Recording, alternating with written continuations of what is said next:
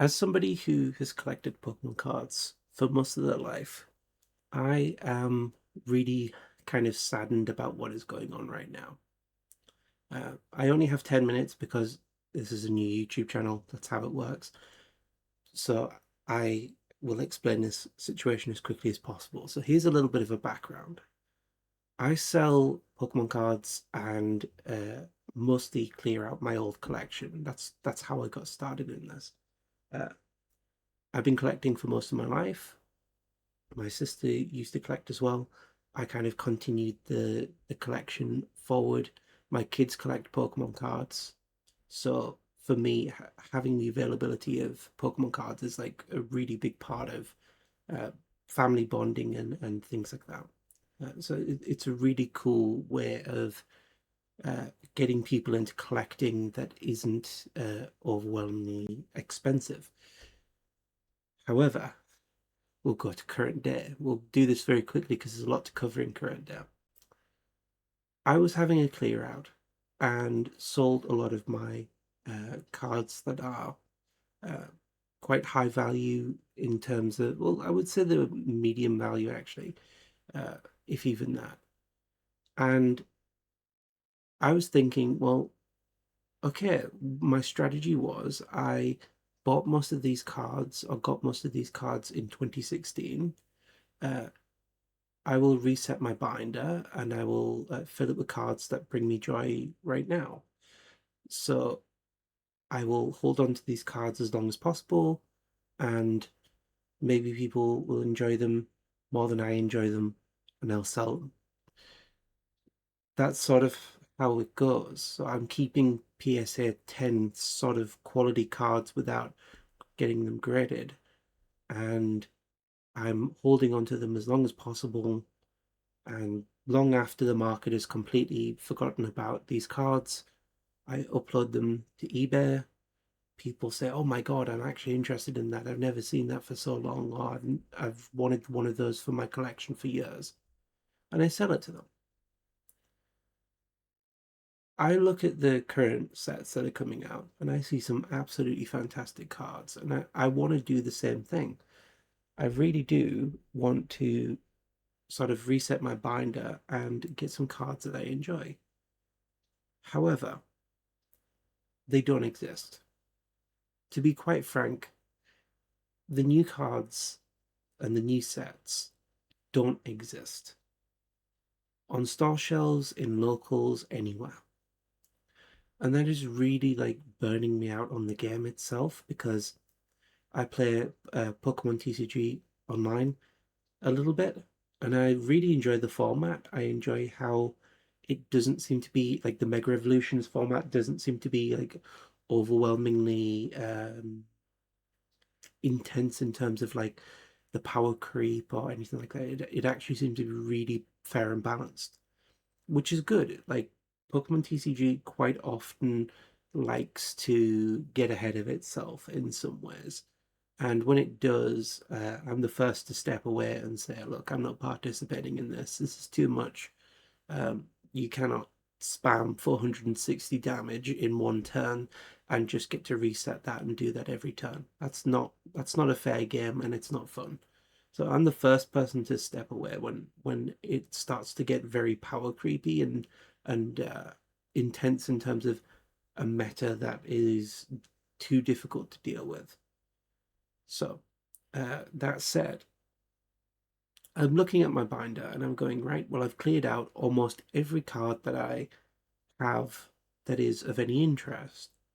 And it just hasn't, like, I can't reset the binder. I can't get sets that should, realistically speaking, be much cheaper now because they are older. They're like maybe a few years uh, out of rotation. I can't get any cards at all for my binder. Um, I can buy lots of singles and hope that they survive the piece of cardboard that the people are wrapping them up in. They don't. I guarantee they don't. I can try and get loose packs, but now there are tools that scammers are using to scan or check the weight of the cards. checking the weight of the cards is something that's been around for a long time in a lot of hobbies. You just put the card pack on the weights and measure an average one and plot it against a graph, and you've probably got a foil in there. Um, it's happened with Magic the Gathering since the beginning of the game, essentially, over the beginning of foils.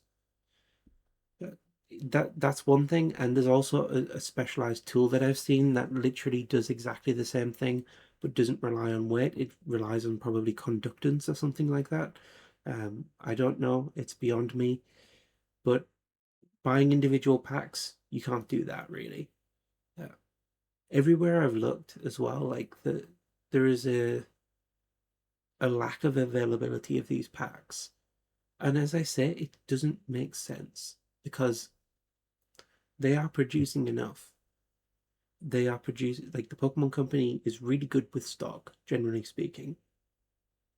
They're producing enough. They're reaching the UK shores. They have printing facilities that are coming online and are set to come online in 2026, 2027, possibly 28 if things get delayed. But the fact of the matter is that nothing is changing. We are still seeing cards be as rare as anything to get. And I'm talking like not just like ETBs or booster boxes. Booster boxes and ETBs being rare or difficult to come by is one thing. Mostly for me, it's even the 3 packs with a coin or some gimmick. They're quite rare as well. And more to the point, when you do find them, there is a huge markup on them.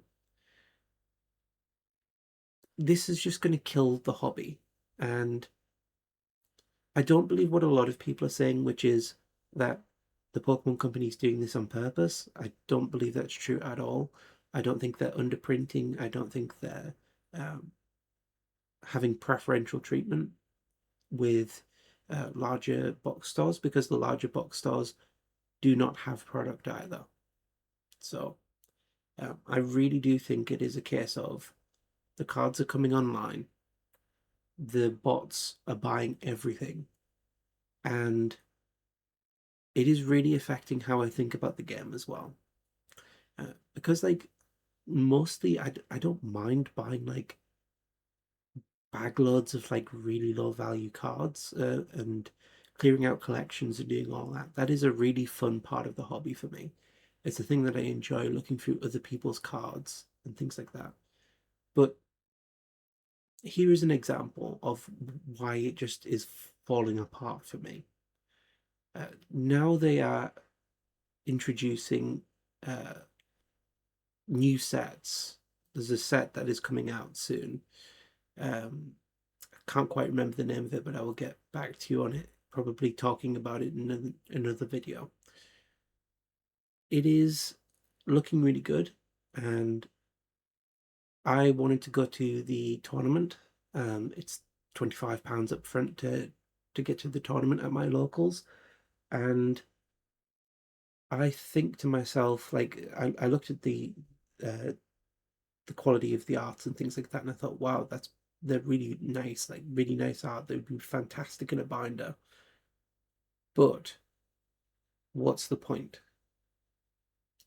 Because those will be the only packs that I will likely ever be able to get at recommended retail price or close to. My rule personally is 10 to 20% above retail is the maximum I'm willing to pay for a new-ish product. Everybody has their own limits, upper, lower, it doesn't matter. That's for you to decide. But I'm not willing to pay above 20% unless it's a really special product. And they're selling them for much more, or they will sell them for much more than 20%. Because we're in a scalping economy, we're in a scamming economy, we're in a sort of manipulated market that everybody thinks new stuff is where it's at, even when that mathematically doesn't work out. So yeah, I'm just kind of annoyed. Anyway, thanks for listening.